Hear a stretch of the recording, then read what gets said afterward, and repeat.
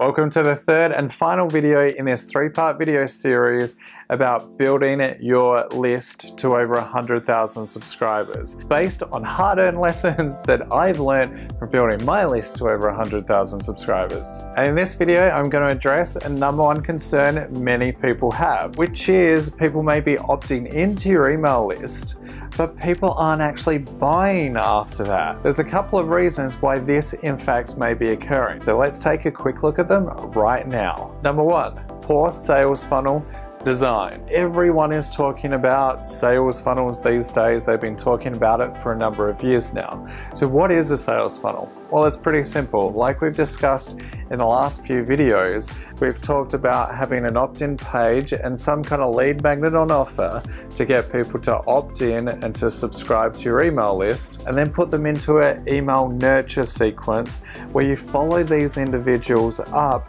with consistent email messages that are directly relevant to the opt-in that they initially went through in the first instance. When it comes to poor sales funnel design, it's not just about the emails that are being sent out in the back end. It's also about retargeting these individuals via Facebook ads, even YouTube videos, as well as Google AdWords. So it's overly dangerous to simply just rely on your email follow-up sequences, ensuring that they're actually hitting the inbox and they're not going to spam or they're not going to the promotion tab in Gmail. While email still returns one of the highest ROIs of any marketing platform, and yes, even more than Facebook advertising, we still need to ensure that we don't have one single point of failure in the business. And that single point of failure might be over-relying on that particular campaign itself. So yes, we need a well-built sales funnel happening in the background,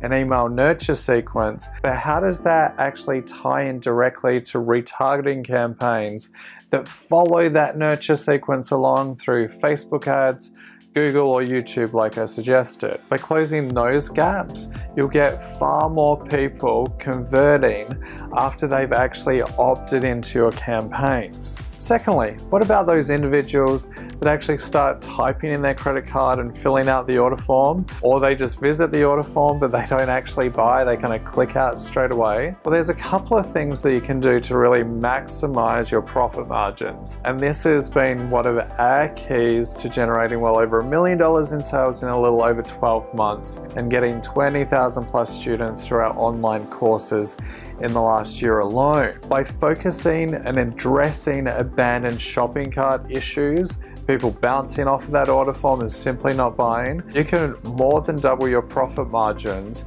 and suddenly make advertising campaigns that aren't profitable.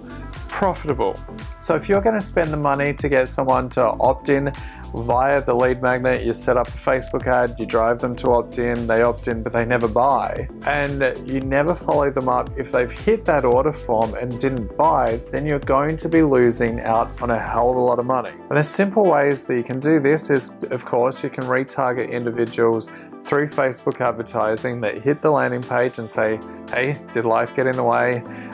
Your order is still waiting for you. You can also set up email campaigns that are triggered within a certain period of time if people haven't purchased. And there is some interesting research around this, and this is something the marketers have tested to the nth degree. And it shows that if you follow up someone with an email after they haven't purchased saying, hey, your order is still waiting for you, within less than 10 minutes, then that can double the amount of people actually going back and finalizing that transaction. If you wait 20 minutes, then that conversion rate drops even lower. So although as a business owner you may think that that's far too aggressive, I'm really going to challenge you here because the statistics show that people clearly don't mind it. In fact, a lot of people enjoy that reminder. It's that one thing that's pushing them across the line without being overly aggressive. I mean, the reality is they were about to buy, but a kid could have been screaming, they had something in the oven.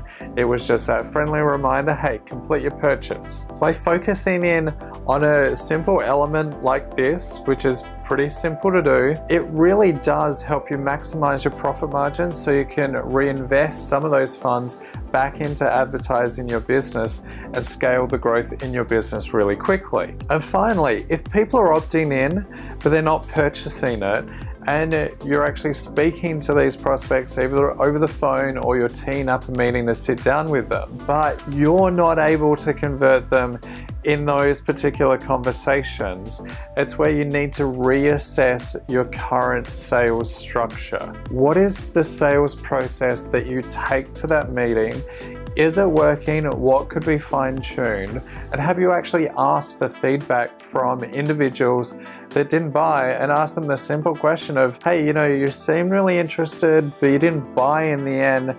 Was there a particular reason? Did I do something wrong, or was there something not on offer that you really needed as part of that consultation or service offering that we're not currently providing that maybe we can provide? I had a sales trainer a number of years ago, and at the end of every single day at 5 p.m, she'd ring me up and say, hey Ben, how many prospects did you ring today? How many sales did you close?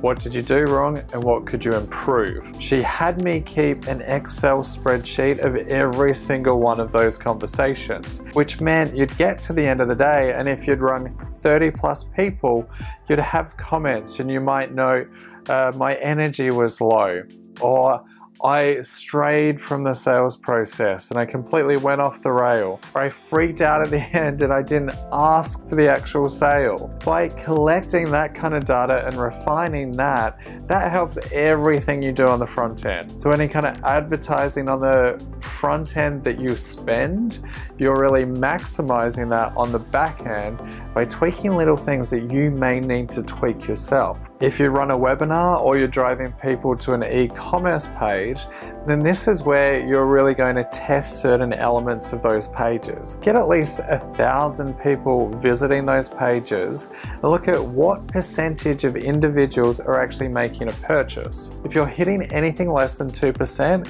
then you need to fix that page. And by the way, 2% is a relatively good conversion rate for an e-commerce page or even some kind of sales page with a webinar or even a video. Obviously, we want to hit a lot more than that. Intermittently, throughout the year, print off that page, assess it, and ask yourself the question, what else can we do here? Can we add a countdown timer?